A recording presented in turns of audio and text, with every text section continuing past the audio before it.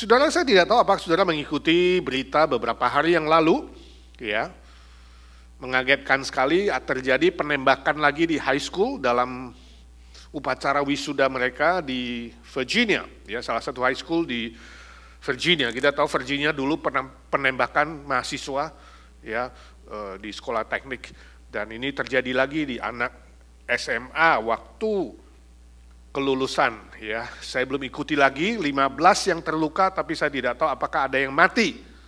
Tapi inilah Amerika. Amerika sering dikagetkan dengan peristiwa penembakan di sekolah. Menurut statistik 1 tahun kira-kira lebih 600 kasus penembakan massa yang terjadi di Amerika. Sehingga sebagian manusia Indonesia takut mengirimkan anaknya ke sini.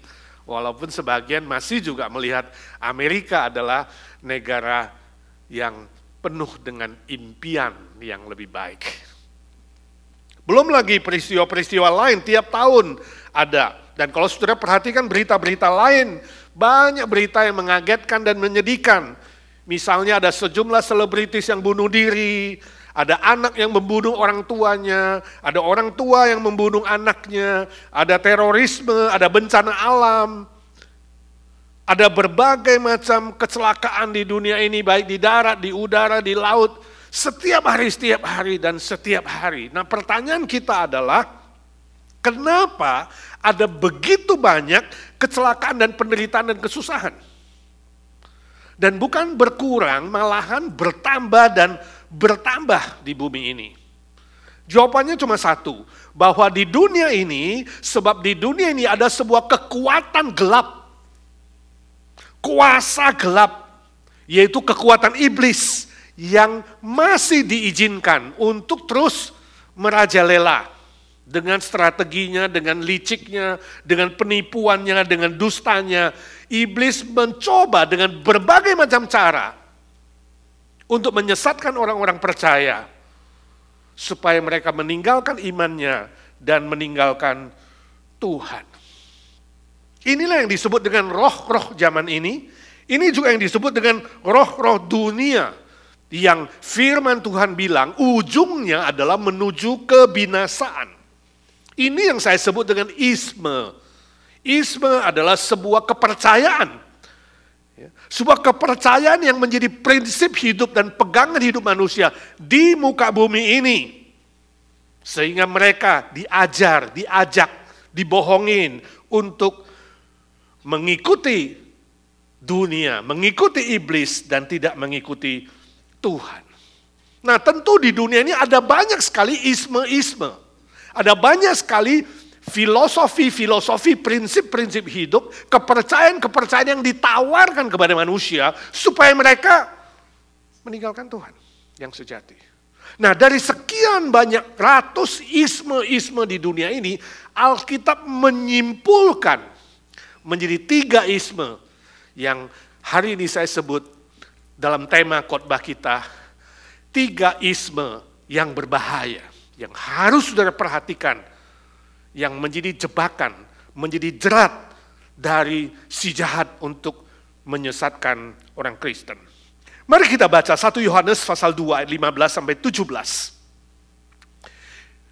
Surat 1 Yohanes pasal 2 ayat 15 sampai 17, kita membaca bersama-sama dengan buka suara, dengan menikmati firman Tuhan perlahan-lahan. 1, 2, 3. Janganlah kamu mengasihi dunia dan apa yang ada di dalamnya. Jikalau orang mengasihi dunia, maka kasih akan Bapa tidak ada di dalam orang itu. 16, sebab semua yang ada di dalam dunia, yaitu keinginan daging dan keinginan mata, serta keangkuhan hidup, bukanlah berasal dari Bapa, melainkan dari dunia. 17, dan dunia ini sedang lenyap dengan keinginannya, tetapi orang yang melakukan kehendak Allah tetap hidup selama-lamanya. Istilah dunia di situ bukan orang-orang di dunia, sebab Tuhan Allah mengasihi dunia ini, bukan, sehingga menyediakan Yesus Kristus bagi orang-orang dunia yang berdosa. Tapi istilah dunia di situ adalah filosofi dunia, filsafat dunia, ajaran dunia, isme dunia ini yang disebut dengan roh-roh dunia yang menyesatkan manusia. Nah, dari semua strategi iblis itu, di ayat ke-16 memberitahukan kepada kita dari seluruh isme atau ajaran-ajaran dunia itu dapat dibagi 3 golongan besar, 3 kategori besar yang saya sebut dengan 3 isme yang sangat berbahaya. Yang pertama di situ dikatakan keinginan daging. Ini yang saya sebut dengan seksualisme. Artinya sebuah kepercayaan, sebuah prinsip hidup yang mengatakan bahwa kebahagiaan hidupmu, kepuasan hidupmu itu bisa kamu capai kalau kamu memiliki hubungan seks sebanyak mungkin, sepuas mungkin, sehebat mungkin, atau kamu bisa memuaskan nafsu kedaginganmu. Itu ajaran dunia. Kalau saudara lihat hari ini, apa yang ditawarkan televisi, apa yang ditawarkan internet, apa yang ditawarkan oleh dunia, semakin hari semakin eksploitasi seksualisme. Sekarang kalau iklan-iklan aja udah bau-bau sedikit porno, betul nggak? Cerita anak-anak bau-bau sedikit pornografi. Hati-hati, ya. Pornografi, penyimpangan seksual, perzinahan, percabulan, homoseksualisme, dan berbagai hal yang berhubungan dengan penyimpangan seksual dipakai oleh iblis. Dan ini merupakan bisnis yang paling laku hari ini di seluruh dunia. Bukan saja kepada pria, juga wanita, juga anak-anak, juga remaja, juga semua lapisan dirasuk oleh seksualisme. Berapa tahun yang lalu, ya sudah cukup lama sih, sebab pencetusnya ajaran sesat. Kalau saudara pernah tahu ajaran sesat yang disebut dengan The Children of God, dimulai oleh seorang tokoh namanya David Moe. David Moe sudah mati dia. Sebelumnya dia mengajarkan bahwa kita semua adalah anak Tuhan. The Children of God itu saling mengasihi, sebab seluruh Alkitab kalau mau disarikan dengan satu kata adalah cinta. Sebab Allah adalah kasih. Jadi kita harus saling mengasihi seperti jemaat mula-mula. Ya, hidup bersama. Ya, dan ini dibawa ke Indonesia. Masuk di Semarang, beberapa orang bule ngajarin musik, ngajarin bahasa Inggris free, sewa sebuah rumah yang besar, semua anak-anak muda ditarik, orang tua gak boleh ikut, hanya yang muda-muda saja. Ya, mereka mempraktekkan itu, kamu kerja, hidup bersama, makan bersama, gajinya dikumpulkan, mereka kelola bersama. Itulah orang Kristen yang mula-mula, milikmu adalah milikku, milikku adalah milikmu. Lalu mereka mempraktekkan istriku adalah istrimu, istri suamimu, suamiku, jadi free sex. Inti sarinya adalah mengajarkan free sex. Akhirnya ketahuan itu ajaran sesat, diusir dari Indonesia. Tapi di Amerika sih gak bisa dilarang, sampai David Moe mati. Berbahaya sekali kan? Allah itu kasih, tapi ingat, kasih yang tidak murni, kasih yang salah itu bukan Allah. Yang dibalik-balik, saudara. Dan David Moe telah tersesat. Hati-hati juga ketika mereka memakai istilah cium kudus. Saudara pernah baca gak di Alkitab ada cium kudus, holy kiss? Saya dengar di Indonesia ada sebuah persekutuan mempraktekkan cium kudus. Jadi kalau ke gereja saudara boleh cium siapa saja, asal ciumnya kudus. Ya kan? Dalam kebaktian juga mereka mempraktekkan. Tapi cium kudus kesempatan cium yang muda-muda, nenek-nenek gak dicium, saudara. Karena di dalamnya ada sebuah nafsu kedagingan, nafsu seksualisme. Juga ajaran sesat salah satu yang tertutup ajaran sesat di Amerika yang pernah saya dengar, tapi saya nggak tahu di mana pusatnya, itu namanya ibadah Firdaus. Saudara kalau pernah dengar, kebaktian Firdaus, kalau kebaktian Firdaus itu semua anggotanya kembali ke zaman Adam, Taman Eden, Firdaus. Yang hadir di situ anggotanya adalah bugil. Ibadahnya bugil, Firdaus.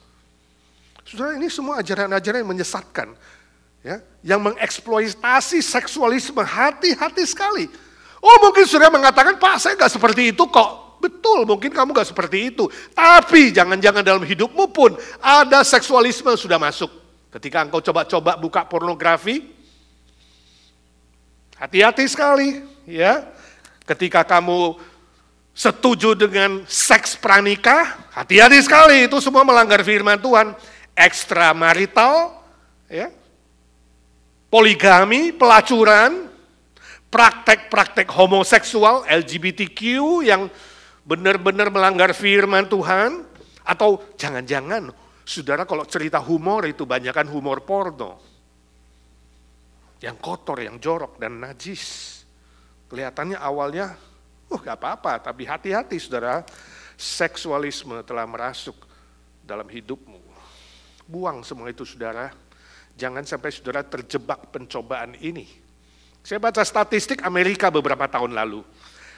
Ya, anak-anak perempuan yang hamil di luar nikah usia 15 sampai 29 tahun, itu jumlahnya 64,4%, tinggi sekali ya. 15 sampai 29.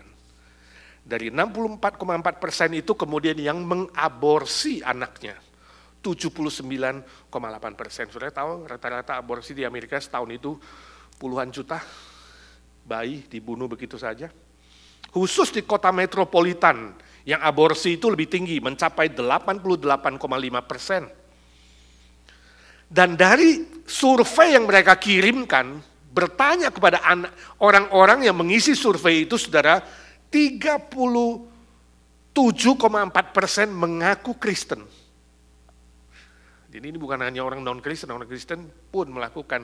Orang Katolik 31,3%, dan orang non-Kristen 31,3%. Saudara melihat bedanya? Sangat-sangat tipis antara orang yang mengaku punya Tuhan, percaya Tuhan, dan orang yang mengaku bukan Tuhan.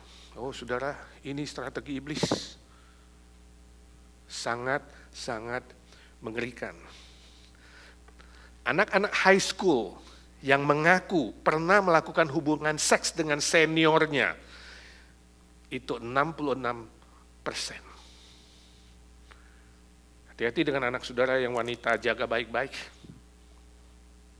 Yang kena penyakit HIV 15 tahun terakhir, ya, 500 000, kira-kira 500 000 jumlahnya, dan 65% berusia di bawah 22 tahun.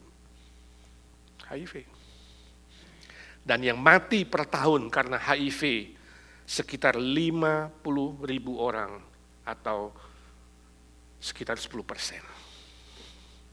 Ini kenyataan statistik di Amerika. Saya tidak tahu hari ini saudara mengalami tantangan seperti apa, khususnya dalam seksualisme. Seorang pendeta teman saya, dia kunjungi Amerika, dia mengeluh, waktu itu ngomong dengan saya, kita ngobrol, dia bilang, oh saya kaget sekali, waktu saya mau ke Amerika, temanku, salah satu jemaatnya, kalau nggak salah di Surabaya atau Jakarta, anaknya sekolah di sini. Jadi si orang tua yang nggak mengunjungi anak, saudara kalau kirim anak tolong dikunjungi tiap tahun. Ini kalau orang tua cuma kirim anak, cuma kasih duit, sangat berbahaya. Si orang tua itu bilang, tolong ya lihat anak saya. Jadi si pendeta ini besuklah di kosnya anak itu, perempuan. Dia kaget sekali waktu ke sana, karena anak perempuan itu tinggal sekamar dengan seorang cowok. Kumpul bersama. Lalu pendeta itu kaget. Panggil anak perempuan itu, diajak ngomong, ditanya. Kenapa kamu kosnya tinggal satu rumah, satu kamar, bukan satu rumah, satu kamar dengan cowok, padahal kamu kan masih sekolah, baru universitas, ya, belum lulus, belum kawin, masa tinggal sekamar dengan cowok, itu kan gak baik. Nah, saudara tahu anak perempuannya jawab apa? Dia kaget sekali dan kecewa. Pendeta jangan kolot ya, ini Amerika. Ini Amerika, sudah biasa. Saya kasih tahu ya, saya bisa punya 10 cowok kayak begini yang tinggal bersama. Wow, sedih sekali ya. Kalau kamu tahu anakmu ke Amerika, lu udah jadi begini. Ya sedih sekali. Ya. Gila, betul-betul dia bilang gila. Begitu liberalnya, begitu terpengaruhnya dengan budaya free sex atau seks pranikah di Amerika. Saudara hati-hati jangan sampai saudara terjebak atau anakmu atau siapa saja. Ingat, seksualisme adalah strategi iblis. Firman Tuhan mengatakan kuduslah kamu sebab aku kudus. Yang kedua, keinginan mata. Keinginan mata ini yang saya sebut dengan materialisme. Materialisme adalah sebuah kepercayaan atau prinsip hidup yang mengajar kita mengatakan bahwa kebahagiaan hidup atau kepuasan hidup itu bisa saudara dapat dari materi. Materialisme, materi, harta, uang, itu yang membuat kamu bahagia. Itu yang membuat kamu sukses, membuat kamu terkenal, membuat kamu itu puas. Oh saudaraku, memang uang itu sangat-sangat penting. Tapi bukan yang paling penting. Ingat ini, bukan yang paling penting dalam hidup ini. Hati-hati dengan materi, hati-hati dengan harta. 1 Timotius pasal 6 ayat 10 mengatakan, cinta uang adalah akar kejahatan. Sebab oleh cinta uanglah ada sebagian manusia, Tuhan, orang Kristen, yang telah mencari duka cita. Jadi saudara, kalau cinta uang mendatangkan duka cita, bukan sukacita. Sebab kamu akan stres, tidur kurang, makan asal-asalan. Yang penting dapat duit, taruh di bank. Kalau sudah banyak, bayarin dokter. Duka cita. Ribut soal uang, bertengkar soal uang. Suami istri ribut soal uang. Orang tua anak jadi musuh soal uang. Teman bisa jadi musuh gara-gara uang, gak seberapa. Uang mendatangkan banyak duka cita dan firman Tuhan mengatakan sebagian orang Kristen meninggalkan imannya gara-gara cinta uang.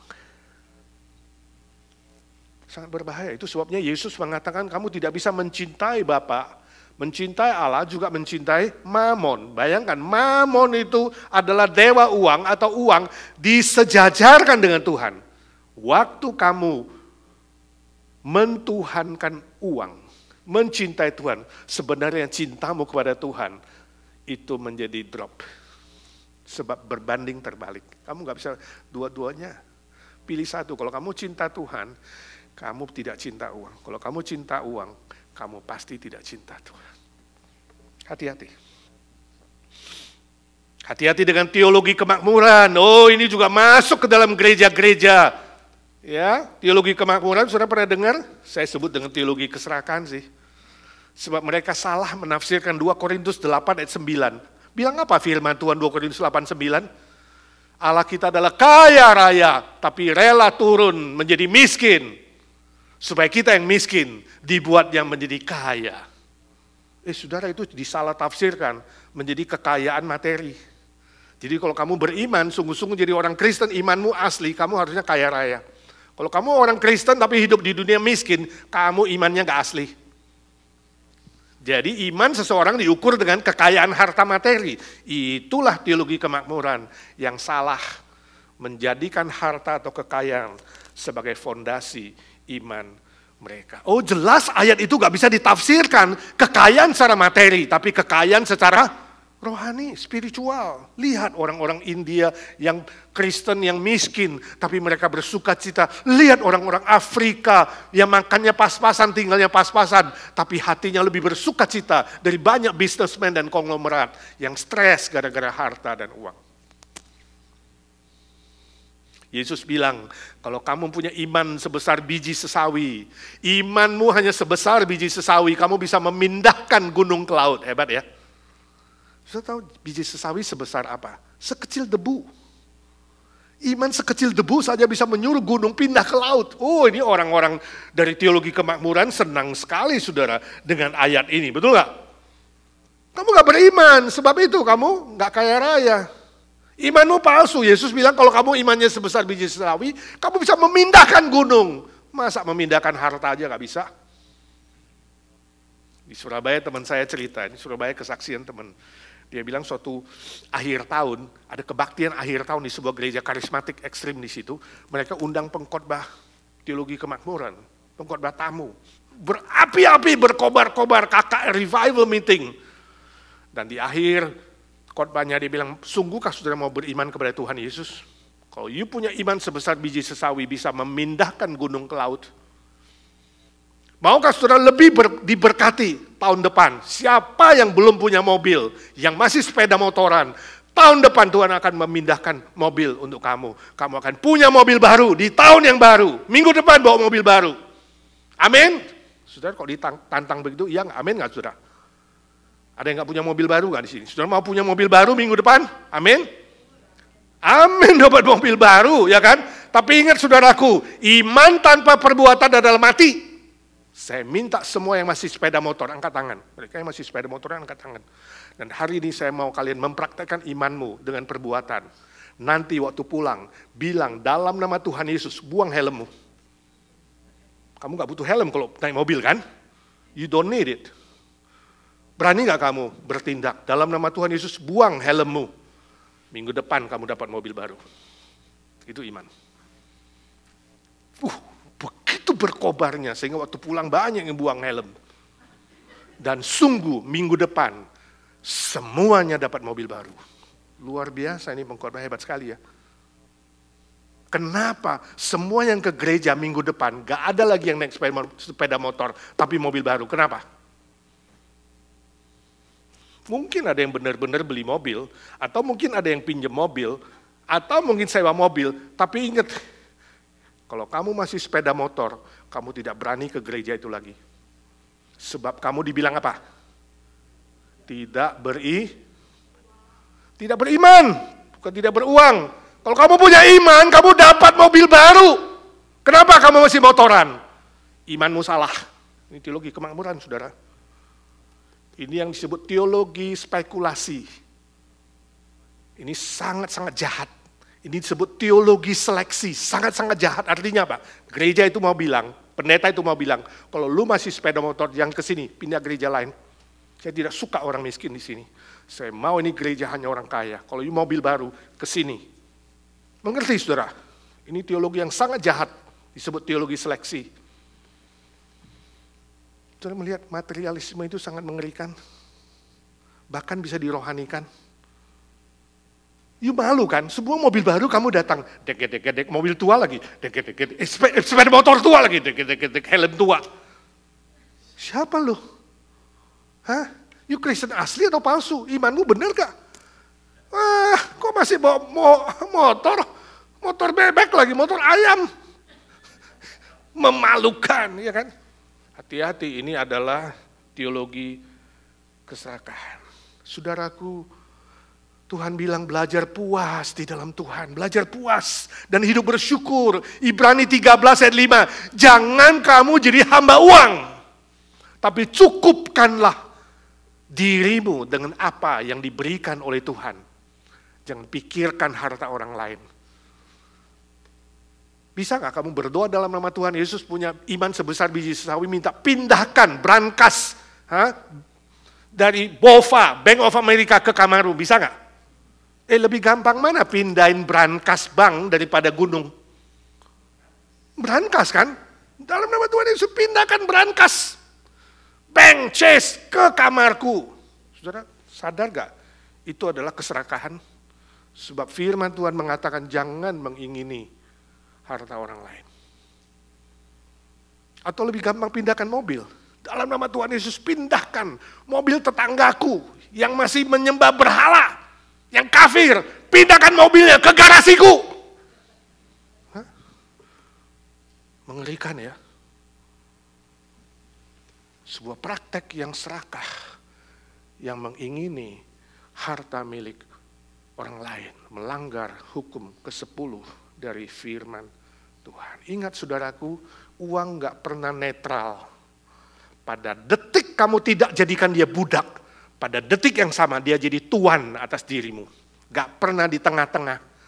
Ide kamu buat dia menjadi budakmu yang kamu kontrol, yang melayanimu, atau kamu melayani dia, dia menjadi tuanmu. Dan uang menjadi berhalamu.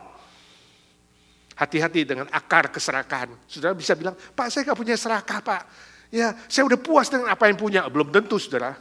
Di bawah daging kita ini ada bibit keserakahan sebab ini adalah daging. Saya nggak tahu kalau ibu-ibu belanja di sini, Lain dengan Indonesia. Indonesia kalau belanja itu lebih hebat dari Amerika. Amerika kalau ibu-ibu belanja itu, you ke supermarket, betul? Belanja sayur, belanja ikan kan kita ke supermarket. Kalau di Indonesia, supermarket datang ke rumahmu. Abang-abang itu tiap pagi. Sayur, jual pisang, jual ikan, jual segala macam. Abang-abang kan teriakan di rumahmu, ibu-ibu mulai keluar. Bang, beli bang, ya kan? Bawang sekilo. Berapa bang? 20.000 misalnya. Kok mahal bang? 15 lah.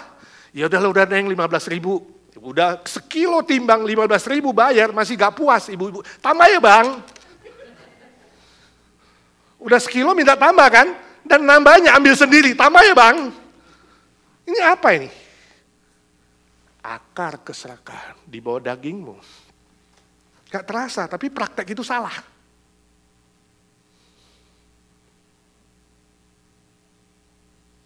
Dan bibit itu bisa bertumbuh. Untung di sini nggak bisa. Abang-abang juga nggak bisa apa-apa. Ini ibu-ibu paling dia geleng kepala. Yang dia jual ini. Beli ikan minta nambah, beli kacang minta nambah, beli bawang minta nambah. Ya, orang Chinese bilang, lu gila. Rugilah. Kalau nambah terus, betul nggak? Tapi itu hati-hati.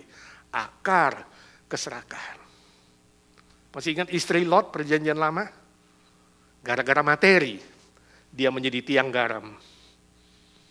Jangan korbankan nyawamu hanya karena harta dan materi. Masih ingat perjanjian baru, Yudas Iskariot? Gara-gara uang 30 keping perak, dia menggantung dirinya bunuh diri. Jangan korbankan nyawamu hanya karena uang. Ingat itu, nyawamu lebih besar dari seluruh dunia. Seorang anak muda kami di Jakarta, saya ingat di cerita berapa tahun lalu. Dia bilang sama saya, Pak, saya dapat pekerjaan baru. Tawaran kerjaan yang sama persis. Jadi Indonesia itu, pegawai itu kadang-kadang dibajak. Kerjaan baru, dia dipanggil di interview. Dia guru sekolah minggu, dia juga aktivis. Tapi kemudian dia menyesal pekerjaannya. Begini ceritanya, suatu hari waktu dia interview, bosnya bilang, oke, kamu kerja di mana? Perusahaan A, oke, pindah sini, gajimu 2 kali lipat. Dikasih fasilitas mobil, dikasih fasilitas sewa rumah, hebat ya. Di tempat lama, gaji setengah, gak dapat mobil, gak dapat rumah. Tempat baru, kerjaannya sama, dapat mobil, dapat rumah, gaji 2 kali lipat. Tapi bosnya bilang cuma satu syarat, kerja di sini. Kamu datang lebih awal dari saya. Bos, wajar kan? Bos jam 7 dia harus setengah jam sebelumnya tiba. Pulang lebih belakangan dari bos. Bos pulang jam 7, kamu pulang 7.30. Saya tanya, kalau saudara hari ini dapat kerjaan, gaji 2 kali lipat, datang lebih awal dari bos, pulang lebih belakangan dari bos, terima nggak? Halo? Karena saya bilang menyesal, sudah jadi nggak berani terima ya. Dia terima dia. Kerjaan sebulan nggak apa-apa, nikmati, 2 bulan nggak apa-apa, enjoy. Dia datang lebih awal setengah jam, pulang lebih telat setengah jam dari bosnya, normal. Mulai setelah minggu ketiga, dia mulai lihat bosnya tidak normal. Biasa datang jam 8, sekarang bosnya bisa bilang, besok gue datang jam 6 pagi ya, tolong standby jam 5.30. Jadi berubah, jam 5.30 harus ke kantor, dia beresin buka semua. Lalu pulang dia lihat biasa bos pulang jam 6, sekarang jam 7 belum pulang. Dia gak boleh pulang kan? Ternyata bosnya workaholic, gila kerja. Telat 2 jam, setelah itu setengah jam dia pulang. Lalu mulai, gak bisa, bosnya mulai bilang, gue minggu besok ya minggu pagi tolong you datang. Pagi masuk, jadi minggu mulai gak bisa ibadah. Jadwal sekolah minggu mulai dibatalkan, lalu semua pelayanan udah kena, janji sama istri mau kemana-mana, tiba-tiba, bosnya belum pulang, udah janji dinner, bos belum pulang, gak boleh pulang, dinner batal, ya kan? Nanti janji sama mau main sama anak, berenang sama anak, sudah janji jam sekian, batal. Jadi lama-lama dia mulai stres, dia pikir, ini gila ini, kalau bos saya kerja kayak begini, datang subuh, pulang tengah malam, lagi gue gimana? Sekarang gue udah gak bisa ke gereja. Ya, schedule ngajar sekolah minggu di cancel, lalu dengan istri juga mulai cekcok, dengan anak mulai cekcok. Setelah 2-3 bulan lihat bosnya workaholic, untung dia sadar Dia bilang, Pak, saya quit the job. Bagus. Lepaskan dirimu dari ikatan-ikatan materialisme. Sehingga hidupmu lebih normal dan bahagia. Waktu kamu relasi baik dengan istri suamimu, relasi baik dengan anakmu, relasi baik dengan Tuhan, dan hidupmu bisa balance, istirahat, bekerja, dan melayani. Itu kebahagiaan yang sejati, saudaraku. Bukan kumpulkan uang segunung, tidur dengan uang, dan besok mati dengan uang. Bukan. Jangan ikat dirimu dengan materialisme. Amin. Terakhir, keangkuhan hidup. Keangkuhan hidup itu saya sebut dengan humanisme. Humanisme artinya sebuah kepercayaan yang meninggikan manusia. Sebab manusia dianggap sudah dewasa, manusia dianggap sudah hebat, sudah pinter, sudah cukup untuk membahagiakan diri sendiri, tidak butuh orang lain. Dan humanisme kemudian melahirkan banyak anak-anak yang lain, misalnya egoisme, saya gak butuh orang lain, saya sendiri bisa. Ya, ateisme, saya gak butuh Tuhan, saya sendiri bisa. Ini humanisme. Dengan kata lain, standar utama dalam hidup ini adalah diri sendiri, bukan orang lain. Ya, memang kadang-kadang orang tua mengajarkan hal yang baik, seolah-olah, tapi bisa jadi humanisme. Ingat anakku, jangan bersandar orang lain, bersandar pada kakimu sendiri. Hati-hati juga dengan ajaran itu, bisa menjadi humanisme. Dan menganggap diri adalah Allah. Saya gak butuh siapa-siapa. Allah pun gak berhak mengatur hidup saya mengatur diri sendiri. Ateisme atau agnostisme. Ya, agnostisisme. Artinya apa? Di dunia ini belum tentu ada Allah. Saya menjadi orang yang ragu-ragu terus dan bertanya-tanya terus. Yang real adalah saya, yang lain yang saya gak lihat gak real. Jadi saya gak perlu percaya. Saya perlu percaya pada diri sendiri. Bandingkan misalnya New Age Movement. Sudah pernah dengar New Age Movement, gerakan zaman baru yang muncul di abad 19 yang mengatakan di dalam diri manusia ada seorang Allah. Ingat ya, Tuhan menciptakan manusia seperti dirinya sendiri. Jadi percaya. Jadi tugas kamu adalah menemukan Allah di dalam dirimu sendiri. Itu New Age Movement punya filosofi. Bagaimana kita menemukan Allah di dalam diri kita? Lewat yoga, lewat transcendental meditation, ya kan? Lewat jampi-jampi, doa-doa khusus, ya kan? Lewat apa lagi? Berbagai cara yang ditawarkan. Ya, menyatu dengan alam, terapi-terapi alam, dengarkan suara alam, suara burung, suara air, ya. Kembali kepada Mother Nature, bersatu dengan alam, sebab kita adalah setitik air yang nanti kembali kepada laut. Berbagai ajaran yang mirip dengan itu, mirip dengan Buddha. Temukan Buddha, setiap manusia di dalamnya ada Buddha. Temukan Buddha di dalam dirimu. Lewat apa? Lewat meditasi, seperti yang dilakukan oleh Siddhartha Gautama. Itu semua adalah konsep-konsep isme-isme yang disebut dengan humanisme. Hati-hati, orang Kristen pun bisa tercemar. Masih ingat Hawa jatuh gara-gara ini, humanisme. Ketika iblis bilang, oh kamu makan buah itu kamu gak akan mati. Tuhan bohong sama kamu, gak akan mati kok. Kamu akan jadi seperti Allah sih. Wanita kalau dipuja, dipuji, diangkat sampai satu posisi tertentu, kamu akan jadi yang tercantik, terhebat, terpintar. Ya kan? Gak ada yang menyaingimu, kamu adalah Allah. Akhirnya jatuh. Hati-hati, wanita selalu jatuh dari bisikan suara. Pria dari pandangan mata. Hati-hati, kamu kalau gak bisa memfilter pujian yang diberikan kepadamu, ketika nilai kemanusiaanmu diangkat dan dipuji, kamu bisa lupa diri dan kamu kira kamulah Allah itu, padahal kamu fotokopi, kamu kira kamu asli. Itu humanisme. Oh, orang Kristen bisa tercemar? Bisa. Ada gereja-gereja tertentu yang ekstrim, yang kemudian pendetanya, hamba Tuhannya suka membonceng nama Allah. Ataupun jemaatnya kadang-kadang suka membonceng nama Allah. Ih kemarin Tuhan ngomong sama saya loh. Pas saya mandi Tuhan ngomong nanti saya begini, nanti saya begitu. Hati-hati. Ya, Tuhan bersuara sama saya ngomong gini, ngomong apa. Padahal dia hayalan sendiri. Waktu saya mau tidur saya lihat Tuhan beri saya wahyu penglihatan. Saya lihat begini-gini masa depan saya mulai meramal jadi dukun.